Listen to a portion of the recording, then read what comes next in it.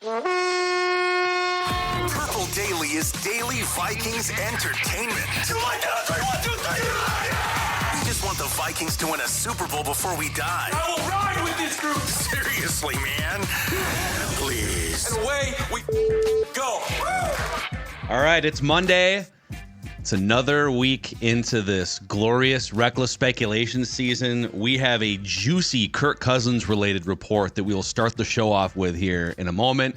We'll get to things that the Vikings could have learned over Championship Sunday if they were paying close attention.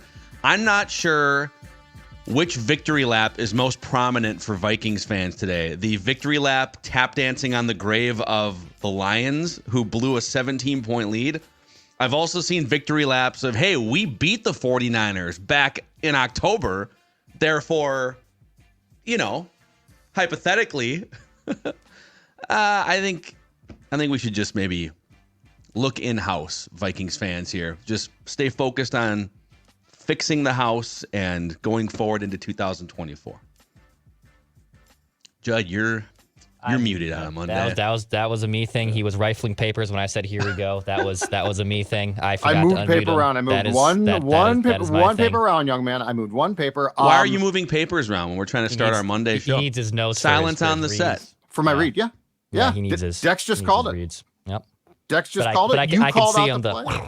Yep. No, I just moved one. I just moved one read right to my left here, so it's right here. And then I went and got my phone for a second read, and I was set to go. And what I was set to say was, nobody should be taking victory laps when you don't make the playoffs. It's that simple. And by the way, you're a hater. You're a bad fan. And by the way, if you're a Vikings fan and you watched that Detroit game, I would have thought it would have stirred up some PTSD. Oh, it did for me. Well, no, but I'm saying absolutely. I wouldn't be doing victory lap. Oh, good, they lost. I'd be doing like, oh my God, this is, I'm right back. And, in fact, consider this, guys, the potential irony of the great call by Paul Allen at the end of the Favre Saints game in 2009 and his line, "This is not Detroit." Well, guess what? Now it is Detroit. It's come full circle. Dude, it is like, we're going to get into all of that stuff, and we'll get into the Niners angle too, because I'm actually shocked that maybe I'm just getting like a sampling of social media and emails, but I'm shocked at how many people look at this season for the Vikings now and say, wow, validation. Lions got beat, and we beat the 49ers on October 23rd.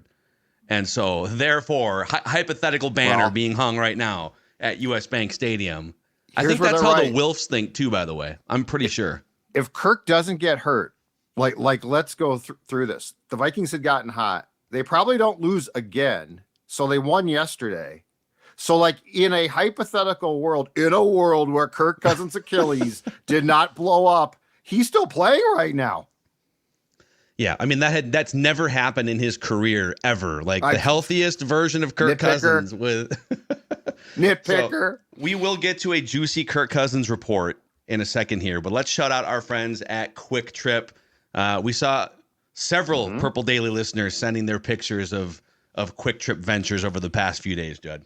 And that's because they know that Quick Trip is your place to get, quality gasoline, a quality gasoline guarantee. And it's also because they know that mealtime just got easier with their friends from Quick Trip, freshly prepared in those Quick Trip kitchens as you're looking at the food every single day. New lower prices on meals, chicken, bacon, mac and cheese, fettuccine Alfredo with grilled chicken, beef stroganoff, mac and cheese. I could go through a list, but I'm going to tell you right now, Quick Trip, it's more than just a convenience store. It's a store where you can get everything that you possibly need. So check them out. Like a lot of people, and we always appreciate you from Purple Daily have done, Quick Trip is your place for convenience because of all they do offer. Charlie Walters is a longtime columnist, a sports columnist, a friend of ours over the years and decades. And he still does. I think he's doing at least one a week, maybe two, but he does his weekly notes column in the Pioneer Press and TwinCities.com. And I will say, Charlie Walters, or Shooter as he is affectionately called, is super plugged into the Minnesota sports scene on a higher up level. Like he has relationships with ownership and high up executives among all the sports teams locally. Is that a fair way to characterize Shooter? Like when Shooter reports something, he's not just like waking up in the morning and throwing something on a blog, right? This is one of the two major newspapers in the Twin Cities, and he is one of the biggest columnists of the last 30 or 40 years. When it comes to the Vikings, I don't know who it is exactly. I've always had a feeling, though, that he has somebody in New Jersey, i.e. ownership, because he's always reporting things that are, I don't think they're coming from the Vikings building. I think that they're coming from a very plugged in person, though, who knows what's going on there. So That's my sense. So here's what he wrote in the Pioneer Press. The buzz now is that it will take $90 million guaranteed over 2 years for Kirk Cousins to come back to the Vikings, despite that he's not yet fully recovered from Achilles surgery in November. If that's the case, he certainly won't get that from the Vikings. And then he said, because this was printed for the Sunday edition, meanwhile, if Brock Purdy falters Sunday against the Lions, Cousins' admirer with the 49ers, Coach Kyle Shanahan, could push for him. That conversation has probably been eradicated after the second half yesterday. If the Vikings don't move forward at that price for Cousins, it's not far-fetched the Vikings would consider, for financial reasons, Russell Wilson as their bridge quarterback next season if they draft a quarterback with their number 11 pick in April. Reckless speculation. Declan's trying to get himself. There you go. God, just taking 10 times for the thing to get on enough focus. There we go. Carry on with your conversation as I try to get this focused. Okay. There we go. Okay. Off to a great start here. First of all, the reports on what Cousins could command, I buy completely. Like, I'm buying that. I think that might very well, like when you look at all of the things that Cousins and his representatives are currently putting out there. Yeah. And I saw a report, in the past couple of days, where he's now going to start running soon and he's going to be on display and blah, blah, blah. Okay. So one, I'm buying what Shooter is selling financially. The Russell Wilson thing, I don't personally like. But if we just go to the Cousins portion of this, and on March something, we find out that he has signed a 2-year contract, $90 million, and a substantial amount of that, if not the entire thing, guaranteed, Phil, I won't be surprised one bit. It's interesting that Shooter immediately says, as if he was told this, the Vikings won't match that. But I for anyone who's like, oh, Cousins will be cheaper than that, I honestly don't think so. Do you?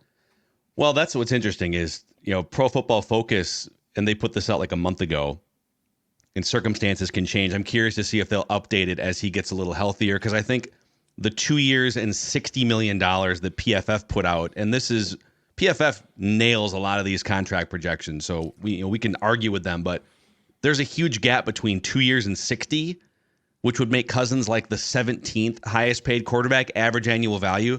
By the way, they're still taking $28 million from his old contract and spreading that out throughout multiple years too. Sure. So you got to account for that. Versus 2 years, $90 million fully guaranteed, which would do two things. Number one, it would tie Kirk Cousins with Patrick Mahomes as the 8th highest paid quarterback in the NFL, average annual value. So think about that. The Chiefs, with the greatest football player of all time, are paying him the same amount of money as, I guess, the greatest negotiating football player of all time, who's never been anywhere close to a conference championship game. And you're, all right, we're going to have those two chess pieces that are wildly different in actual like talent, value, and effect on wins and losses. They're going to make the same amount of money. Now build out the rest of your roster. I mean, that is like, you want to start your franchise behind the 8 ball. Now, if it's $30 million a year, personally, I would still look to just move on. But I could see, okay, now you're maybe getting him at a market discount. Mm-hmm. It is a non-starter if he wants, I think it's a non-starter if he wants 2 years guaranteed, period. Because at some point, I want all of that off the books so I can start my rookie scale quarterback contract clock and I can start beefing up the rest of my team with, the maximum amount of assets. So this would be a really easy conversation. If some other team is driving this price, like obviously they're going to throw out the Cousins camp as much as they can, right? But if they're only negotiating with the Vikings, then ultimately they're not going to get $90 million over 2 years. But if a team like the Falcons wants to come in and make it 2 years guaranteed $90 million, it is the easiest decision that this ownership group will have made in 2 decades. I think it should be. Thanks for the 6 years of stats. We appreciate that one playoff win back in 2019. You're a great father, a great friend, a great man in the community, but it's time to move on. Like, this makes it so crystal clear if this is the number that everyone is landing on the Cousins side. I think the difference between what PFF reported a month and a half ago or so and this, though, and why I buy what Shooter is now saying, is a month and a half ago, I think the projection was partially this: torn Achilles, don't know where things stand. If you think about this, and this goes back to the negotiating tactics of Cousins' camp and how it's sort of like a guerrilla attack. But if you think about what they are already doing as far as saying, hey, no, one, he's a pocket passer. So Achilles, I mean, really, and they have been incredibly aggressive about him speaking publicly. They, so when you look at this is not a guy who was going to wait in the wings and sort of recover and then we'll see. Like, a play-by-play of his recovery is available now. So what that tells me is that they are definitely, and it's completely their right, trying to entice teams. And so that's where I think PFF might have assumed torn Achilles, gonna be a while, right? Probably won't. No. Probably going to take some time. And the Cousins camp is like, oh, no, we are ready. We're going to hit the ground. Like, right now, with the way that they are talking, you have to think that Cousins is going to be set, and I don't know if this is true or not, for the start of training camp. Like, they're being ultra aggressive. So I think that changes my expectation of what the ask is going to be. But I'm with you. If you come to the Vikings and say fully guaranteed contract, let's go, let's just say $90 million. I think you got to say, you know what, guys, we owe you dead cash already. Or we owe the books. We don't owe you. You've been paid. We owe the books that. We're going to take care of that. But we, at some point in time, have to move on. We have to reset. There's just too many parts of this team to, in my opinion, be tying things up on Kirk Cousins, because you think there's an off chance that for the first time in his career, he might make a playoff run. Dude, if just to be clear, if they go $90 million guaranteed, fully guaranteed over 2 years, 36 years old, Achilles, and even before the injury, wasn't good enough to really carry a team with flaws beyond like the wild card round of the playoffs, everybody should be fired. Like they should sell the team. Kwesi should be fired. Kevin O'Connell as an accomplice should be fired. Like, it is a non-starter as a franchise to be giving out $90 million. To me, $80 million is way over the top in this scenario. I don't know how you watch these playoffs. And once again, we have the two most prominent examples in the Super Bowl, again, of quarterback situations. Option one, which is the best option that you want, is have an all-time Hall of Fame caliber quarterback, regardless of how much money he makes. Patrick Mahomes is worth it, right? There's 2 or 3 quarterbacks, maybe 4, that you just pay and you figure it out later, and the Chiefs have one in Patrick Mahomes. But then the other category is have a guy that makes almost nothing so you can have 10, 12, 14 awesome players as starters around that guy, and those two teams are meeting in the Super Bowl. So I don't know how you watch what's happening again year after year in the playoffs and say, you know what the answer is? $90 million guaranteed to an even older, more broken down version of Kirk Cousins. I'm just done with it, please. If they say that, then two things to me become glaringly obvious, and they're both bad. One is Kwesi is not in charge. I don't believe that Kwesi would do that contract. If they do that, to me, it's the Wilfs. The second thing, which means that this whole thing is farcical. The second thing that it tells me is, and they would deny this, obviously, they don't trust Kevin O'Connell. Because for all of the gruesome losses that Kyle Shanahan's teams as coach and coordinator have suffered at times in the playoffs, you know what he does? he gets his quarterback to a place where you feel pretty decent about things. He is Brock Purdy. And look, Brock Purdy, I'm not trying to denigrate him for 1 second, but he was the last pick in the draft, okay? So he has done a great job there. There's no denying that. Kyle Shanahan, whatever he does with the tentacles of Deebo Samuel, Christian McCaffrey, all of his offense has done a great job. If you say we have to bring back a guy coming off an Achilles injury who's going to turn 36 in August because we don't know what else to do at quarterback, that flat out to me is saying we hired a coach who is going to be compared to Shanahan and McVay, but in no way, shape, or form is like those guys. That's what it's telling me. It's a lack of confidence. No. And Kirk's camp clearly has come out here. I mean, Pelissero has the report on Friday that, hey, his rehab's progressing ahead of schedule. He's going to start throwing next week. Charlie Walters drops, hey, it's going to be $90 million guaranteed. So, like, the seeds are being planted by the Cousins camp brilliantly, and they've done a really good job at that. No one's surprised by that, given that he's as Ian Rappaport even said on Friday during that Pelissero report, the first and last, as in the first and last guy to ever get a fully guaranteed contract. He's going to be the only one to ever do that. Mahomes didn't get it. Joe Burrow didn't get it, right? Like, he's the only one that can absolutely get this. And if Kirk or if Kevin O'Connell and Kwesi sign up for it, then they're just kind of in the same bin. They're in the same bin as who Kirk is, which is a good quarterback that is there. Those two are being asked to be looked at like the Kyle Shanahans, like the Lynches in San Francisco. And instead, they're just kind of mid. They're just kind of good, but not great. Yeah, everyone is just like this organization until they prove otherwise. This organization is so paralyzed by the fear of what happens if you go into the unknown at that position. And I get it. We've talked a million times about, Christian Ponder post-traumatic stress syndrome. I want to update you guys before we get into things the Vikings could have learned if they were paying attention on Championship Sunday. Destinations that make sense. If Kirk doesn't come back to the Vikings, what are the destinations that make the most sense? Just my own opinion. You guys can fight me on these if you want to. There was a time in the first half yesterday of that Niners-Lions game where the Lions are up by 17 points. Brock Purdy was not having a good first half. And you start to think, okay, wow, if this game plays out this way, if it's like a 38-17 Lions blowout win, embarrassing for the Niners at home. Brock Purdy throws a couple bad interceptions and just is overwhelmed in that game. And that Niners roster continues to get older. Are they going to have some panic discussions in the offseason saying, okay, this is our shot to make it right. We didn't get Kirk 5 years ago. Kyle Shanahan loves him.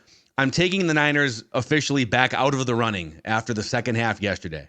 I don't think unless you guys disagree, I don't think anything can happen in the Super. I guess maybe Brock Purdy could throw 3 interceptions and the Niners are like, wow, what are we doing here again? Again, we brought an inferior quarterback to a gunfight against Patrick Mahomes in a Super Bowl and we got beat. But for now, I'm taking the Niners out of the running for Kirk Cousins. Is that fair?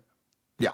Yeah, I think that they could be like, would I be absolutely shocked if they got involved, like floored, like, oh my God? No, I probably would not. But I thought the same thing. And I thought the exact same thing in the first half because it is an aging team. And like a prime example of that with San Francisco is this. Deebo Samuel, okay, guy is phenomenal. And he is a multiple position weapon, but his career ain't going to be long. Like he is hurt all the time and he gets his ass kicked. So he's not injury prone, but he is a guy who, to what you're saying about like Kirk, you're going to have to maximize him quickly. But I think Purdy showed enough poise in the second half.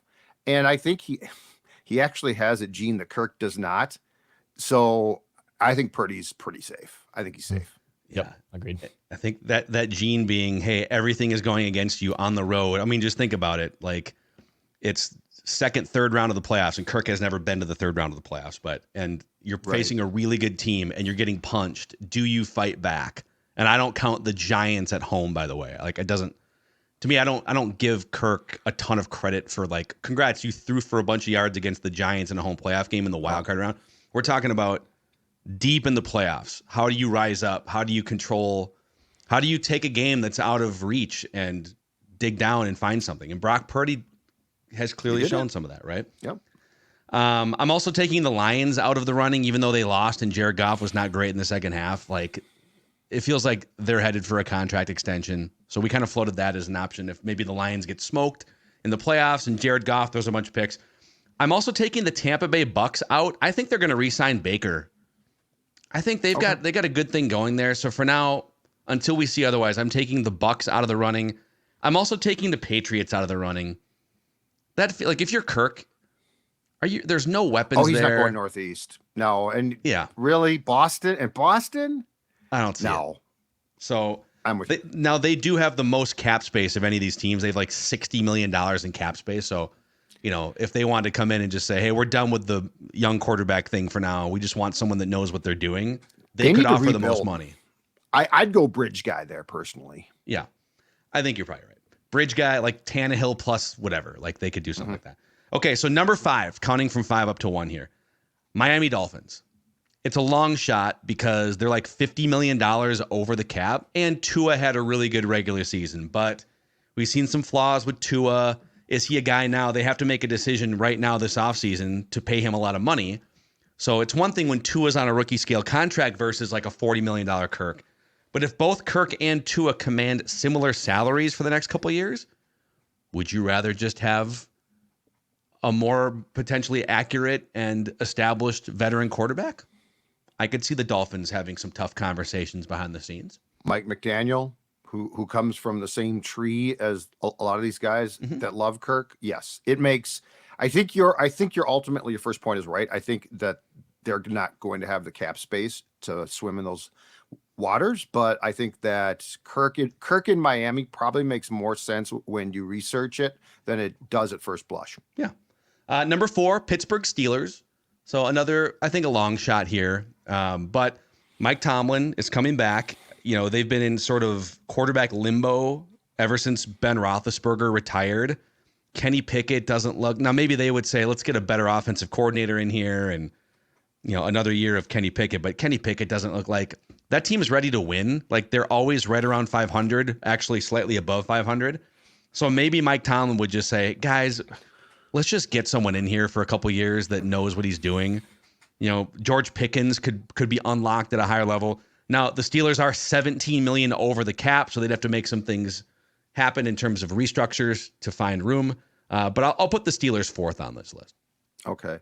The one thing about the Steelers is I think if Kirk is going through his options, I'm not sure that like the McDaniel offense makes perfect sense, right? Like I know it now. I'm comfortable. Pittsburgh, to your point, would be bringing in a new play caller. So, and again, you've got 8 or 9 games possibly in Pittsburgh, which obviously starts off fine, but then gets colder.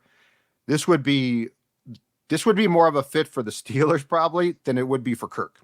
Yeah, I think you're right. They'd have to pony up somehow, and I don't know that they're going to have the salary cap room to do so. Okay, number 3. Speaking of not having the salary cap room, but we'll see if they can make room. The Denver Broncos are like $30 million over the cap. But you've been reading the same things I have. Well, Sean Payton has made this. Sean Payton did this dance in New Orleans for years, right? Where they're just always like $50 million over the cap, and they do restructures and find ways. Their general manager, George Payton, was the Vikings' assistant general manager to Rick Spielman when they made the decision to sign Kirk Cousins to the first fully guaranteed contract back in 2018. So you've got front office connection with Kirk.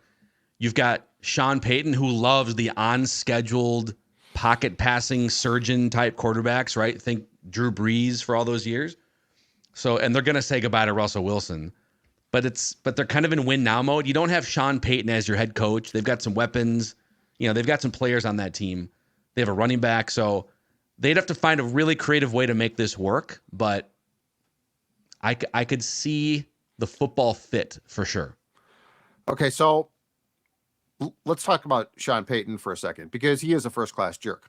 But that being said, he is also considered one of the great offensive minds going way back. Like Drew Brees is great, but keep in mind, he took Drew Brees from the Chargers, where he started sometimes and didn't start, and certainly showed a ton of potential, but was never unlocked until he got to the Saints, at which time Sean Payton unlocked Drew Brees. I think Sean Payton now. Kirk, the player, might eventually drive Payton nuts, but I think Kirk, the quarterback, mentally, Payton would love, right? Reliable, certainly got the skills, smart, like everything he does, I think Peyton appreciates, much like Breeze. Like Breeze was the consummate professional. And we can talk about Kirk's shortcomings for sure, but he is a professional. Like you don't have to worry about Kirk. So I could see this definitely being attractive. This one makes, if they could make this work, and this is where we hear, well, the cap is fake, right? Because those old Saints teams moved heaven and earth. I mean, they pushed so much cap space and they screwed themselves eventually, but Peyton didn't care. And then Peyton was gone. So on paper, this seems undoable. It's not, but you would be in cap hell eventually. I just don't think at his age, Sean Payton would give a damn. Yeah. And also, you know, if you're the Broncos right now and you're looking around your own division, you've got the Chiefs dynasty. Yep. You've got Jim Harbaugh coming to town with Justin Herbert over here. Yep. You know, what's your chess move? Is your chess move, you're certainly not bringing Russell Wilson back. Are you drafting a quarterback and then it's kind of starting over from that perspective? I think you nailed it. I don't think Sean Payton has any interest in starting from the first floor at this point in his life. And I can hear a certain chunk of the listenership, well, you guys dump on Kirk Cousins. Why would he be the answer to put Denver on the same level as Kansas City and Jim Harbaugh and Herbert? Well, he probably isn't. But if you're looking for the next chess move for some of these teams, just like the Vikings chess move from 2017 to 18, at the end of the day, Kirk Cousins wasn't the answer. But that was the next logical chess move anyways, because that's what front offices are trying to do. Everything that I say personally about Kirk going to different teams, remember this: the next coach and team always thinks they can fix the ills that ail that player. Like Kirk is the ultimate tease. He's tantalizing. Like if you're watching film of Kirk on Kirk's good days, you don't say, well, yeah, but I mean, look at the playoffs, right? You say, oh my God, what if I could get that from Kirk in the playoffs? Mm-hmm. So like, I will never talk about, it's the your next boyfriend or girlfriend thing. You always think that you're going to fix them. Yeah, there's a reason why, you know, she's 42 or he's 42. But he's been divorced 3 times. Oh, now I'm the relationship that's going to. Yep. So everything I say personally is tinged with that thought. It also would be an interesting, and like to make this a wrestling analogy, Kirk and Sean Payton together is Hulk Hogan joining the NWO. Like the turn that Vikings and Kirk fans would have, that they'd have to accept, especially the ones that are actually Vikings fans that are big Kirk stands. If he joined Sean Payton, I am fascinated to watch that entire group react to that type of news. 2 of the most polarizing figures in Vikings history, right? Those people will be buying orange jerseys, decks that would make your head spin. Okay, number 2. This is a team that I don't think I had this team on my last list like 3 weeks ago, but they came up on that MinnesotaBets.com article that we did last week with Doogie. And Judd kind of poo-pooed this. I'm putting the Raiders number 2 on destinations that make the most sense for Kirk right now. Just to be clear, I said I had poo-pooed it, and then when it came up, I sort of embraced it a little bit. Okay. So no, I previously dismissed it completely, and then I gave it some thought, and the wheels started to turn, and I was like, oh no, I might have definitely been wrong. So again, kind of similar logic to the Broncos in that you're looking around your division. Man, the Chargers just made a huge move. The Chiefs this was like the Chiefs' down season, and they might win a Super Bowl in like their down season. And they're only going to keep getting better going forward. Unless Andy Reid retires. But either way, like you're looking to make a move in that division, right? So they were 8-9 last year. Pierce takes over for Josh McDaniels, and they go on this run. Now, we saw them in that game where the Vikings beat them 3-0, and they look like garbage, but they had some fight in the last 2 months of the season. $31 million in effective cap space before we even talk about restructures or moving money around. Yep. So they're like a top 7 cap space team right now. Yep. Max Crosby, one of the best defensive players in the league. Devontae Adams, one of the best wide receivers in the league. Both those guys, they're like toward the back end of their prime. You maybe have a year or 2 left of elite play from both those guys. So you're trying to maximize it. And Antonio Pierce is a defensive-minded head coach. You're drafting 13th. So I guess you could push forward with Aiden O'Connell and broken down Jimmy Garoppolo again. But if you're the Raiders and you're not drafting a quarterback at 13 and you're looking to make a win now move right now with your cap space, Kirk Cousins could make a lot of sense.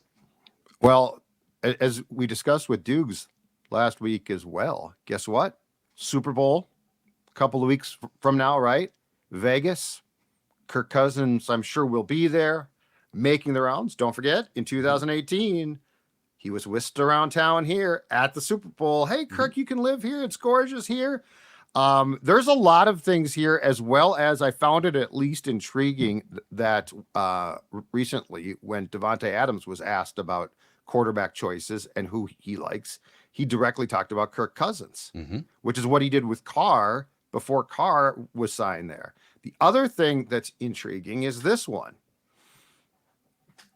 Kirk Cousins, if he was to go play for the Raiders, would play in a state with no state income taxes. There you go. Which Texas, I believe, Nevada, Florida, right? Washington. Right.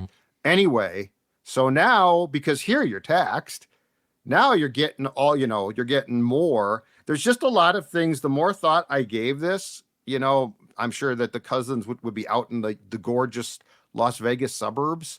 The more I thought about this, the more I thought, yeah, okay, on the surface, Kirk Cousins in that town seems odd.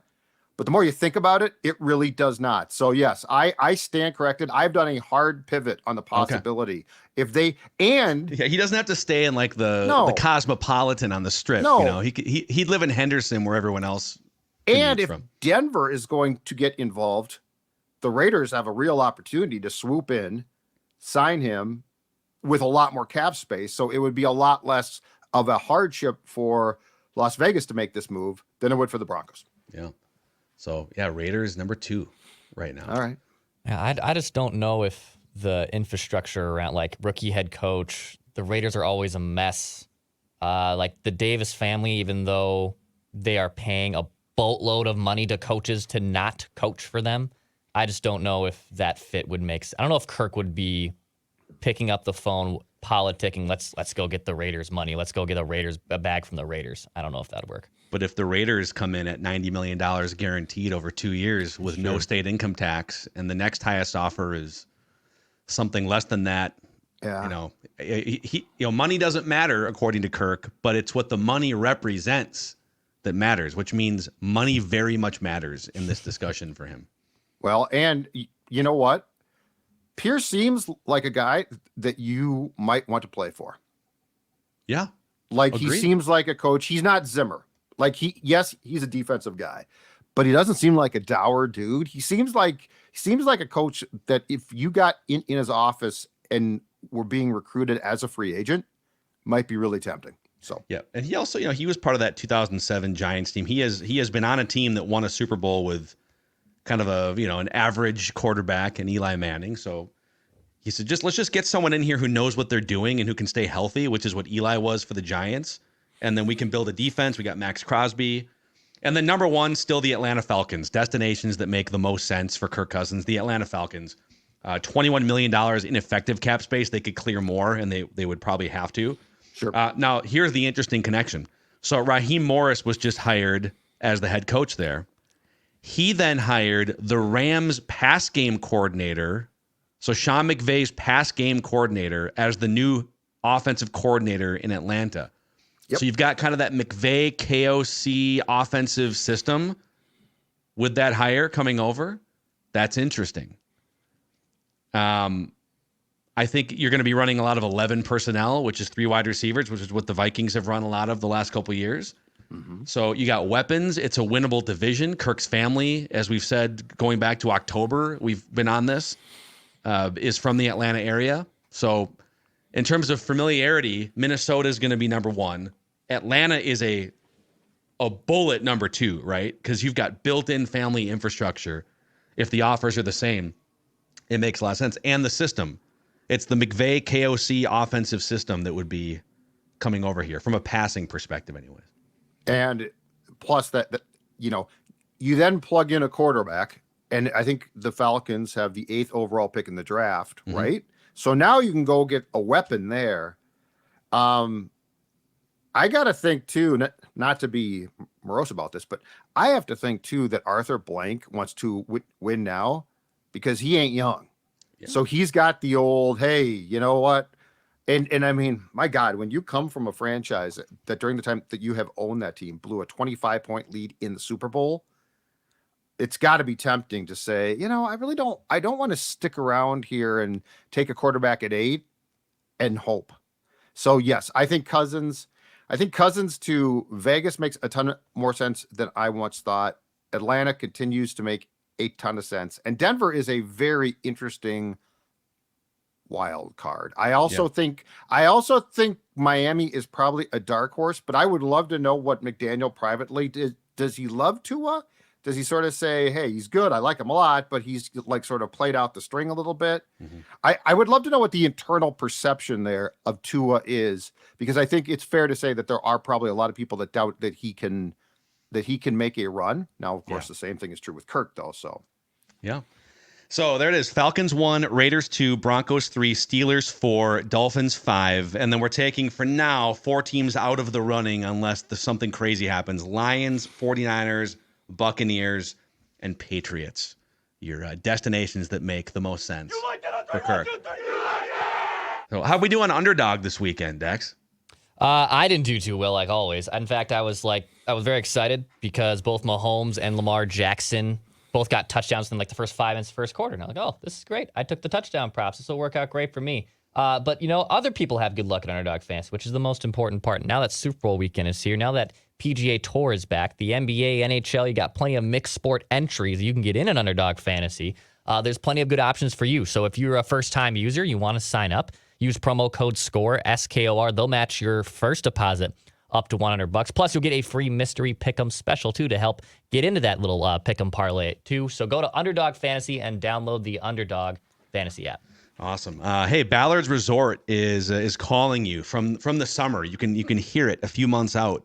That trip that you can book right now to get on that south shore of Lake of the Woods. Ballard's Resort and Lake of the Woods, the walleye capital of the world. And here's the best part. You can go up there without even any equipment or anything. You know, just leave everything back at home. Make the road trip up. It's about 300 miles. And you can get on board with all the necessary rods, reels, bait, a U.S. Coast Guard licensed guide, and get you ready to catch some 10-pound walleye. Not to mention full-service bar and restaurant when you're ready for it. ballardsresort.com. They book up fast, so make sure you get your trip booked as soon as possible at ballardsresort.com. And, Jeb, before we get to things the Vikings could have learned on Championship Sunday, tell the audience what they can learn about Livia right now.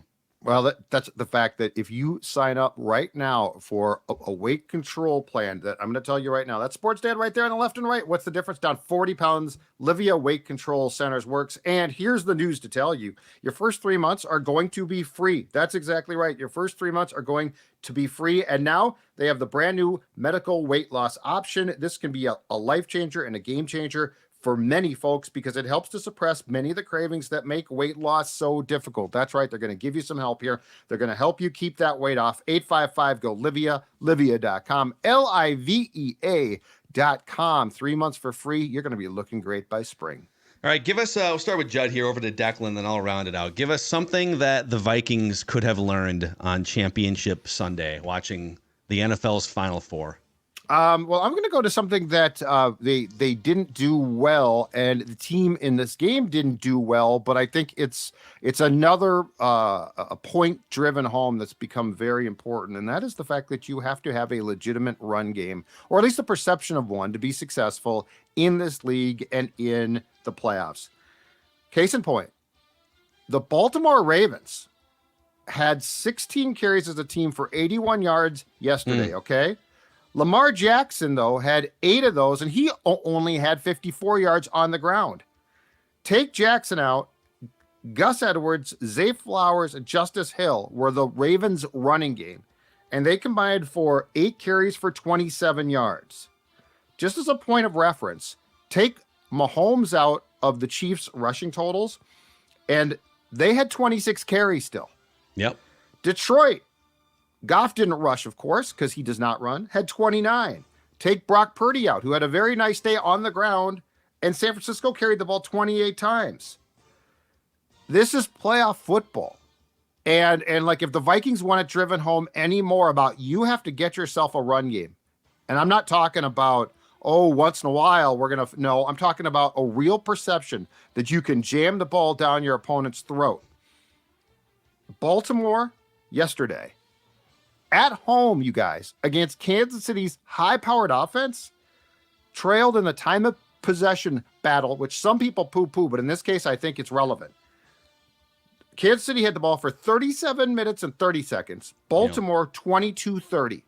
All of that was a recipe for absolute disaster. And if that didn't, again, drive the point home that the Vikings need to get themselves a run game, and I don't mean, but once in a while we break a big run. I'm talking about you legitimately are handing the ball off and trying to run the ball and at times control the clock, then I don't know what more they can learn. I had this one written down too, just to kind of elaborate and expand on what you said. So the Ravens had the best record in the regular season, and they had themselves in this position to play in this game and to play it at home, in large part because they had one of the top 3 running games in the league, and they would they would run passing concepts off the play action game, and they would hit big plays down the field.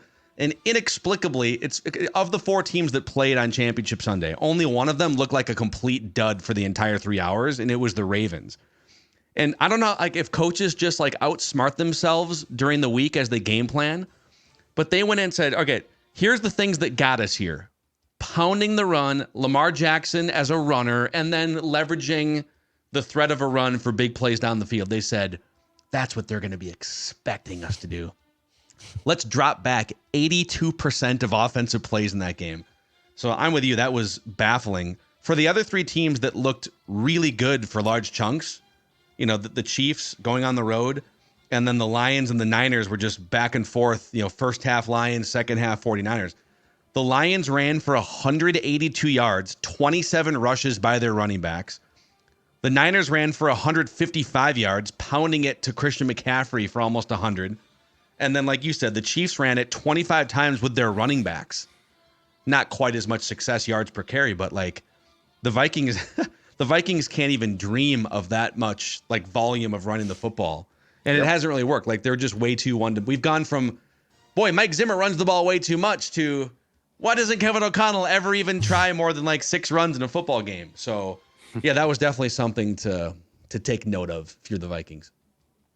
So in the NFC, I've been trying to weigh what this means for the Vikings, and honestly, a trap I feel like a lot of Vikings fans are falling in with both scenarios here. So the Lions have Jared Goff. Jared Goff, I think, has honestly elevated himself from where he's been the last year or two, and he's a really damn good quarterback, but he's still in my opinion, the Kirk-tillion tier to a degree. He's a good, not great quarterback that he's going to make a lot of money, and he was on the doorstep of going to another Super Bowl. I have a lot of respect for him, and I think the Lions have a good quarterback there. But they're also paying a lot of money to their QB. And they've also hit really good drafts. So the Vikings fans who want Kirk back are probably looking at the Lions saying, well, the Lions just did it. They're the Lions. They've been a laughingstock forever. Now all of a sudden they pop up, but they have a very good quarterback. They had an amazing draft. We can do that next year by running it back with Kirk and having a kick-ass draft in 2024. And all of a sudden we're back in it. On the flip side, with San Francisco, they have built an incredible roster for like the last 6 years. And in fact, if you really go back, I don't know if Alex Smith was the starting quarterback in an NFC title game. He was, right? At least once. They have made NFC title games and Super Bowls with Alex Smith, Colin Kaepernick, Jimmy Garoppolo, now Brock Purdy, right? Over the last 12, 13 years. So Vikings fans who probably want a new quarterback are saying, well, if Brock Purdy, this random dude, can pop up and he can do it, we can do it as well. I think there's a lot of trap doors that Vikings fans are probably falling in after watching both those teams. Because the path in the NFC is a lot more achievable to get to the Super Bowl than the AFC. If the Vikings were in the AFC, I think we're having a very difficult conversation with the state of the quarterbacks in that conference. In the NFC, when you look at Brock Purdy versus Jared Goff, I think Vikings fans on both sides, whether you're pro-Kirk, anti-Kirk, draft a quarterback or don't draft a quarterback, they're all falling through trapdoors. And I can't really parse apart what the Vikings really can learn from both those situations either. Well, no, but what they can learn from, there's a lot of things you can learn.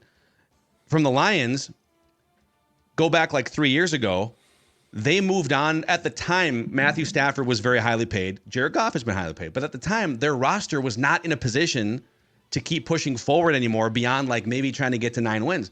So the Lions looked in the mirror, what it was, 3 or 4 years ago, and said, okay, yeah, we need more assets. We need to build out more depth. We need a pass rusher. We need more weapons on offense. How do we get more assets? Trading Matthew Stafford was the answer. And then they wind up trading TJ Hawkinson last year too. And they get, like they were so focused on let's get younger, let's get better, let's get stronger, faster, all these things. And I think Jared Goff was looked at as kind of a transition quarterback for them into like whatever was next. But as they went through that transition, they nailed a bunch of draft picks, built a great roster. And when you give Jared Goff a great roster, as he did in Los Angeles with the Rams once, he can drive it pretty far. Like he can get that thing to the conference championship game or to the Super Bowl. He hasn't paid it off with a victory yet. So you can learn from like the last 4 years of the Lions there. You can learn from the 49ers, which is go get really cheap at quarterback so you can bring in a Christian McCaffrey and, take on his $15-20 million salary. You can pay some of your internal guys, your Trent Williams, another extension, Bosa, right? There's not much you can learn from the Chiefs other than go find a Hall of Fame. I guess be aggressive and take a shot in the draft, and you might wind up with you can't make the shot if you don't take it, right? You miss 100% of the shots you don't take. Maybe that's the lesson that you learned from the Chiefs draft 7 years ago. I think the Lions and San Fran also teach you two very interesting things about philosophies and when to pull triggers. In Detroit's case, they did say, you know what? This thing's been a dumpster fire. Now, to their credit, they finally got, and this took them a long time, the front office right and the coach right. But this is a team that obviously cycled through a lot of poor GMs and coaches. But they just said, you know what? We're going to tear it down. We're going to start from scratch. We're going to be bad for a couple of years again, but we're also Detroit. We'll allow that. And then they built back up. San Francisco, to me, though, is an intriguing one, too, because what John Lynch said was, okay, we got some work to do, but when we're set to fire on all cylinders, we are going to make splash moves. Christian McCaffrey cost him a ton. Guess what? And he plays running back. He was worth it. Trent Williams actually balked at coming here because he's like, San Francisco is set to percolate now, right? So I also think both in the one commonality is in the Lions and 49ers case, what you can learn is don't be afraid to pull the trigger when it makes sense to pull the trigger. And it's two very different philosophies. It's two very different things. But I always go back to this. Was it 2000 and what year? I think it was 18 or so. When Jalen Ramsey, or 19 perhaps, got traded to the Rams. And that was a big splash move. And again, it was costly. It's costly. But you know what? The Rams said, screw it. We're ready to win right now. And that Vikings team was pretty good. And I remember talking about that on our old show, Phil, at the time, which was, should the Vikings, and I think we both agreed, yes, I believe, should the Vikings be considering trying to make a move like this? Because this is the type of move that it's going to cost you and it might hurt you eventually. But if you can win a Super Bowl, you're not going to care.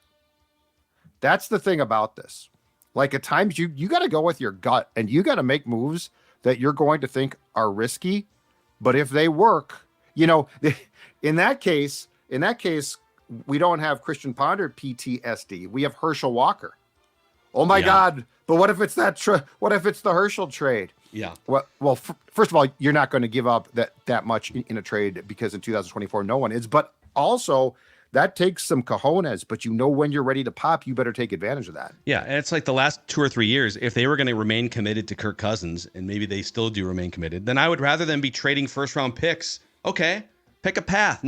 I'm done with this competitive rebuild stuff. Right. If you were going to roster Kirk Cousins at a high salary the last 2 years and then more going forward, then okay, do what the Rams did. Then don't have a first-round pick for like 6 years.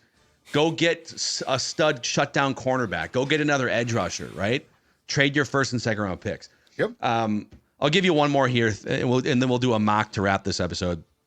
Got a bunch of mocks out today. Every time there's like solidification of the draft order after more teams get beat, we get more mocks. But my number one thing, it was going to be the running game, and Judd nailed it. But so my number two thing for the Vikings to have learned is October doesn't matter. We do victory laps but if you go back and look at that game on October 23rd, oh man. They did beat the Packers, Phil. The Packers, at Lambeau. We should hang a banner for the Vikings October performance in 2023. I mean, wow, just standing ovation. So the month starts out snapping the losing streak. So they get their first win of the season on October 1st at Carolina. So boom, on the board. Then the next week, they go toe-to-toe with the Kansas City Chiefs. Absolute haymakers back and forth. And man, like if it wasn't for an untimely turnover, the Vikings totally had that game against Kansas City, who might go on to win yet another world championship. Okay. Then they follow up. They beat the Bears on the road. Then they beat the San Francisco 49ers on Monday Night Football, and they win at Lambeau Field on October 29th. So you beat the Packers, who got to the divisional round, should have beat the Niners, right? The Packers were the better team last week. You beat the Niners, a Super Bowl team. You almost beat the Chiefs, another Super Bowl team. Yeah. Stop the season. It doesn't right matter. there. October. Doesn't matter. No, November 1. Stop the season and award the championship, because the banner would be hanging right. The Lombardi Trophy would be in the trophy case. Meanwhile, on the flip side, here's the 49ers in October. A loss at Cleveland, which they only scored 17 points. Yeah, A loss at the Vikings, in which they only scored 17 points, and then a loss to the Bengals at home, in which they got beat 31-17. The Niners are one of the worst teams in the league in October this year. And the Kansas City Chiefs suffered an embarrassing performance against...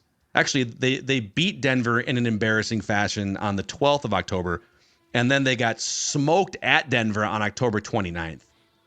24-9, and things were kind of spiraling for them. So, boy, if I'm, October football, that's where we measure real success in the NFL. If I'm not mistaken, in that stretch that San Fran looked so bad, Trent Williams was out, Deebo Samuel was out, and I think McCaffrey played here and fumbled, but I think he had a shoulder. Purdy had a concussion in the second half and kept of playing. That game. Now the Vikings were without Justin Jefferson. Yep. So there was that. Oh, absolutely. I'm just saying that as soon as that core of players got back, guess what?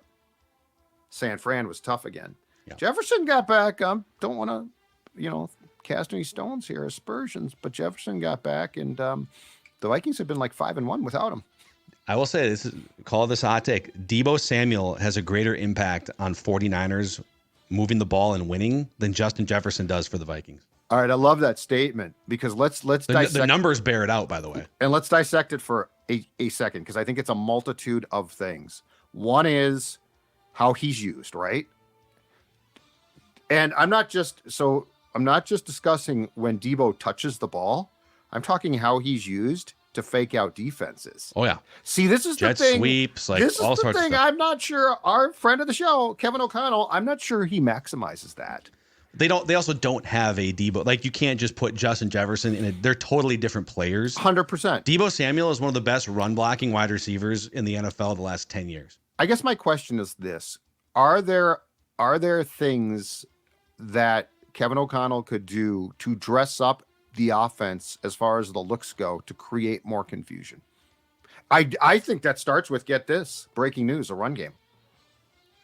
I agree with that. 100%. So yes, Deebo Samuel is a one-off, and he's incredibly special because of that. But I also think that Kyle Shanahan goes out of his way to try to dress things up. And I'm sure O'Connell does at times, but I don't think O'Connell does it as much. Yeah. So those are some things that we think the Vikings could have learned from Championship Sunday. I do have a mock for you guys to wrap the show. Mock! Presented by our friends at Federated Mutual Insurance Company. It's actually a two-round mock. A two-round mock here today. Crazy. Here we go. The mocking is getting to a fever pitch with the Combine coming up in a few weeks, the Senior Bowl this week. We're going to find out more information about players. But Federated Insurance has been around since 1904. They've been through a lot of disappointing Viking seasons, but they're here to help you elevate the performance of your business through risk management. Federated has a century-long track record of elevating businesses, protecting them, shielding them from risks.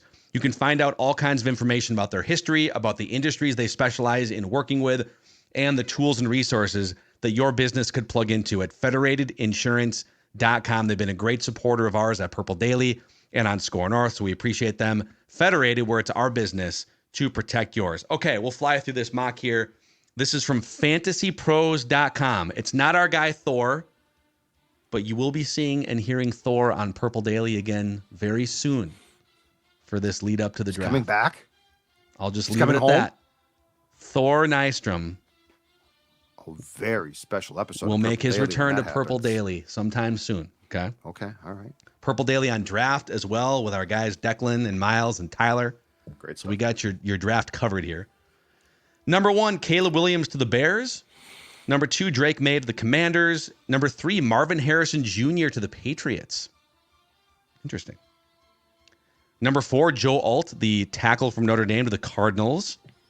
Chargers going with Olu Fashanu, the tackle from Penn State, to help protect Justin Herbert.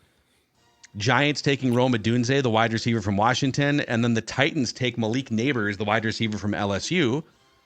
And that leaves Jaden Daniels in the laps of the Atlanta Falcons at number 8. Okay. Number 9, Jared Verse, edge rusher, Florida State, to the Bears. Number 10, Talise Fuaga, the offensive tackle from Oregon State, to the Jets. That's a new name in the top 10. Mm-hmm. And with the 11th overall pick, according to Fantasy Pros, the Minnesota Vikings select out of the University of Iowa, cornerback Cooper DeJean. Whoa. DeJean? Cooper DeJean, I believe. Cooper Right? DeJean. Whoa. That's Just a know that first, it- right? Just know that it wasn't a fair catch. Iowa's still selling those T-shirts, by the way. That's an interesting projection. Teams felt pretty comfortable attacking the Vikings through the air this year, and although neither of their 2 starting corners are liabilities, it's possible neither develops into a number 1 option, talking about Byron Murphy and a Caleb Evans. Meanwhile, 2022 second-rounder Andrew Booth barely played this season. Cooper DeJean has a great set of tools, has been highly consistent over the past 2 seasons. They have Jerson Newton going next to the Broncos, by the way. I think it's more likely the Vikings would take an edge or a defensive tackle than a corner, but I would agree with you. see. Okay. Let's scroll to the second round here. So no other quarterbacks in the first round. In the second round, J.J. McCarthy goes 34 to the Patriots.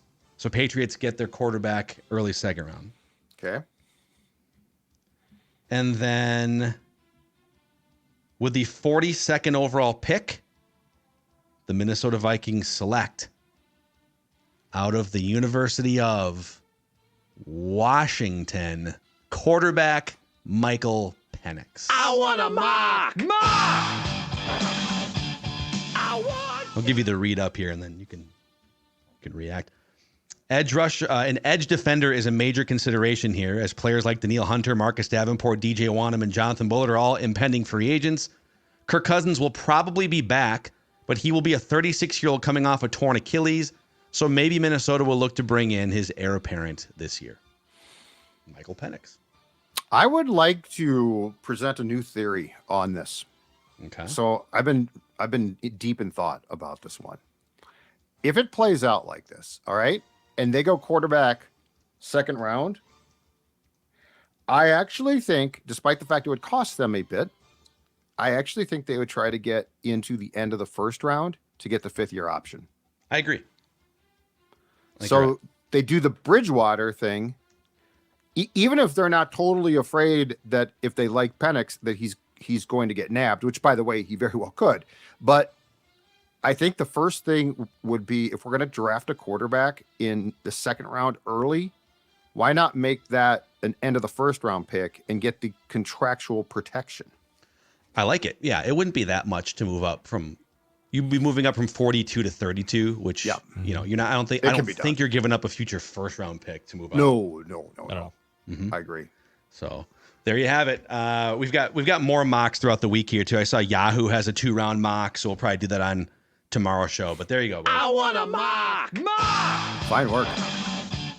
All right, There's your Monday episode of Purple Daily, Daily Vikings Entertainment. We just want the Vikings to win a Super Bowl before we die. We don't celebrate October moral victories. At least I don't.